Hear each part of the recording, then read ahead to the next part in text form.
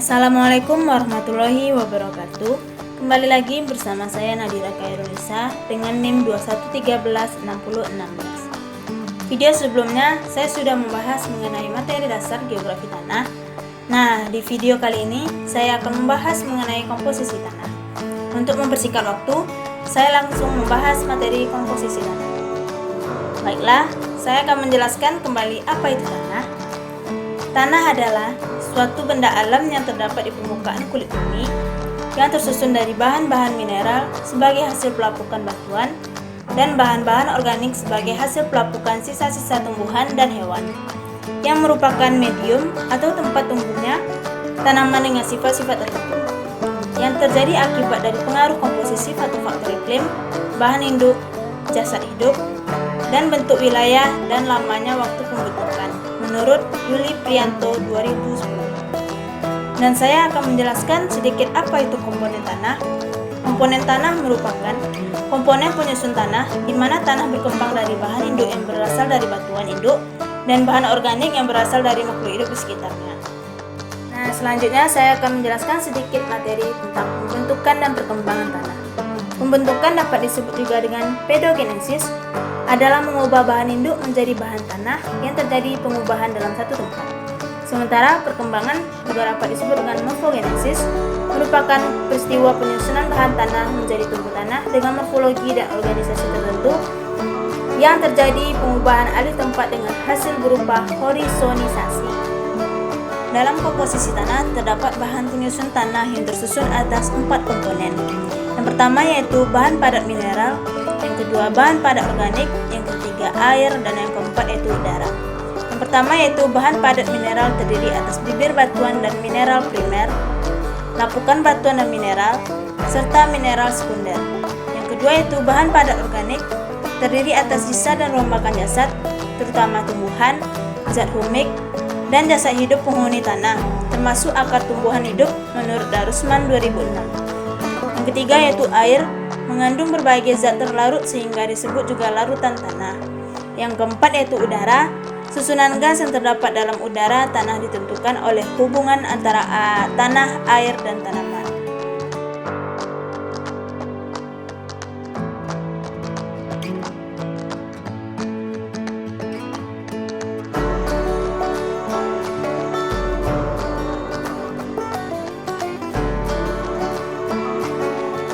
Yang pertama, bahan mineral tanah. Komponen penyusun tanah dengan persentase tertinggi yakni kisaran 45%. Komponen ini terbentuk dari proses pelapukan batuan yang berlangsung dalam jangka waktu yang sangat lama.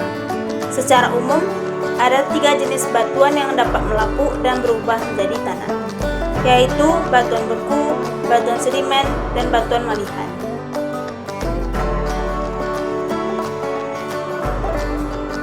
Yang kedua yaitu bahan cairan tanah atau larutan tanah. Dalam larutan tanah terkandung bahan-bahan pelarut berupa kation, anion, ataupun molekul. Termasuk di dalam unsur-unsur hara, air juga dapat tertahan di dalam tanah karena adanya lapisan yang tidak dapat ditembus atau lapisan kedap air pada lapisan bawah tanah, atau karena dryness tanah yang buruk. Air pada lapisan bawah dapat menjadi air tanah karena gaya kapiler.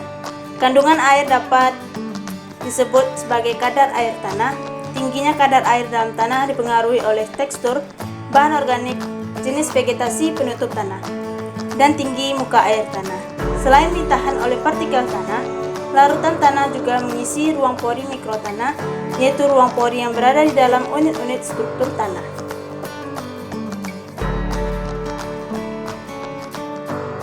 Bahan gas atau udara tanah. Susunan gas yang terdapat dalam udara tanah ditentukan oleh hubungan antara tanah, air, dan tanaman.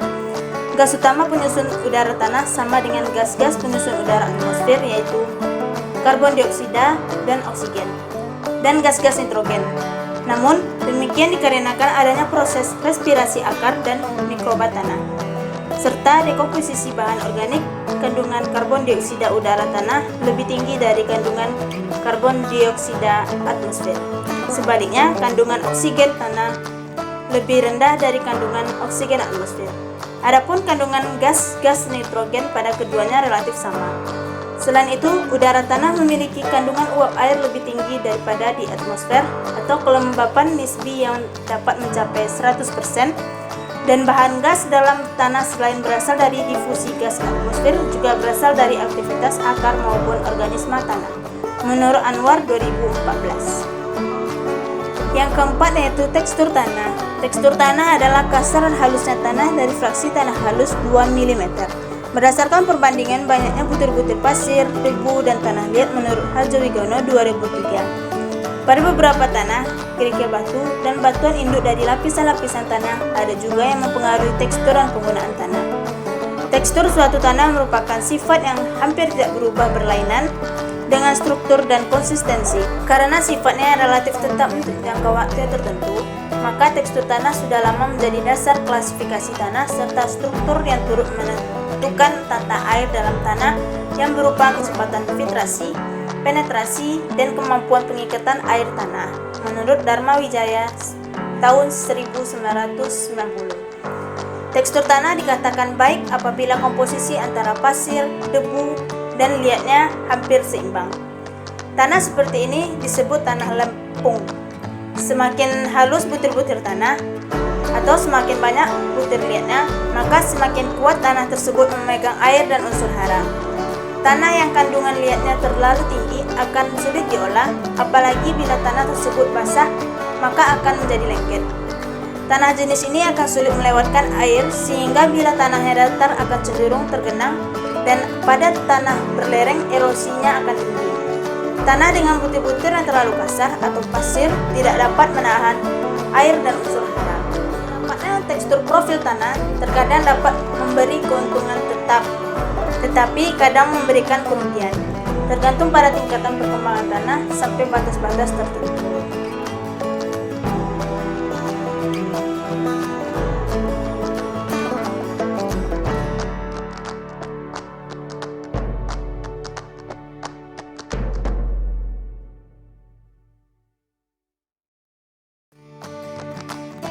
Materi selanjutnya saya akan menjelaskan tentang perbedaan sifat-sifat tanah yang hanya disebabkan oleh satu faktor pembentuk tanah dikenal sebagai. Yang pertama, klimatosekuen, yaitu perbedaan sifat tanah yang disebabkan hanya pengaruh iklim.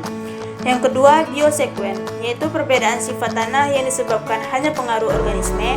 Yang ketiga yaitu toposekuen, perbedaan sifat tanah yang disebabkan hanya oleh perbedaan topografi. Yang keempat yaitu litosekuen, perbedaan sifat tanah yang disebabkan hanya oleh perbedaan jenis bahan induk. Yang kelima yaitu kronosekuen, perbedaan sifat tanah yang disebabkan hanya oleh perbedaan faktor umum. Selanjutnya, berbagai kondisi yang menghambat perkembangan profil tanah. Yang pertama, curah hujan rendah. Yang kedua, kelembapan relatif rendah. Yang ketiga, bahan induk mengandung sodium karbonat atau lime yang tinggi. Yang keempat, bahan induk mengandung kuarsa yang tinggi dengan kandungan debu dan clay rendah. Yang kelima yaitu kandungan clay tinggi. Yang keenam yaitu pencampuran oleh binatang dan manusia atau pengolahan tanah dan penggalian akan meminimalisir pergerakan koloid ke bagian tanah lebih dalam. Yang ketujuh yaitu adanya substansi racun bagi tanaman, misalnya garam yang berlebihan, heavy metal, dan herbisida yang berlebihan. Yang ke-8 yaitu erosi air dan angin yang berat. Yang ke-9 yaitu akumulasi material.